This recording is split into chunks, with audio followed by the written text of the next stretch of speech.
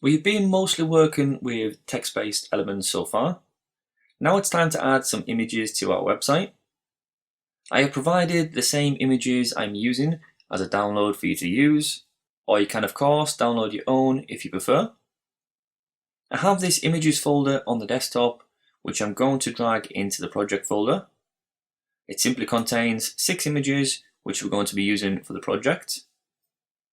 So all I'm going to do is open up the Textdoor project, and then inside of there I'm going to drag in this images folder.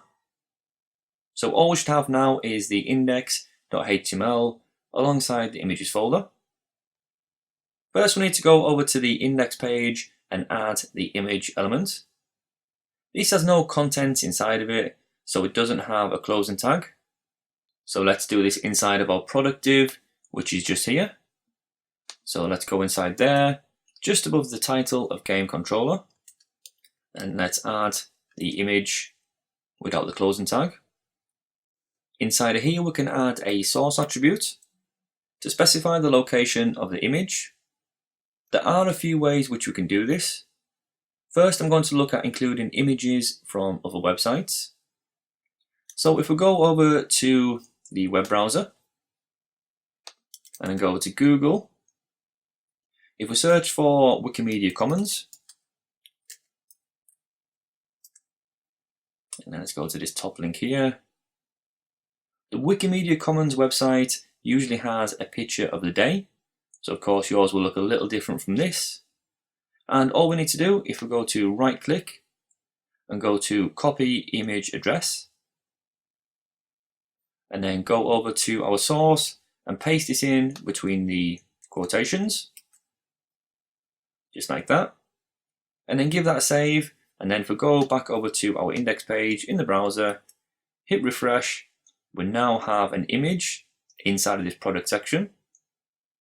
So although this works perfectly fine, linking to images on other websites is generally not recommended. First of all, the image location is not under your control, so the website owner could move or remove it. But also, this method, which is known as hot linking, should only be done if we have permission to do so from the website owner. A better way to do this is to use our own images, so therefore we're in control of the location. We've already added these images to our project folder, inside of this images folder too. So instead, if we go back over to the source and then remove the one which we just added in, inside here we specify a file path. So we're inside the index page now, so we need to go inside of the images folder. So it's images / and then inside of the images folder we specify the name of the image which we want to add. So because we were creating a product for a game controller, let's add the image, which is controller with the .jpeg extension. So this needs to be exactly the same as the name inside here, otherwise it won't work. The .jpeg at the end is a file type, and this is important too. If you're using your own images with a different file type, such as .png, you will need to change this to reflect this. Also watch out for JPEG files too, which are saved as JPEG, just like that. So make sure that's saved, and then go over to the browser, and there's the image of our Xbox controller. The image element also has some other attributes we can use too. An important attribute is alt. So back over, and then at the very end we can also add the alt tag. And inside of here we can set some text.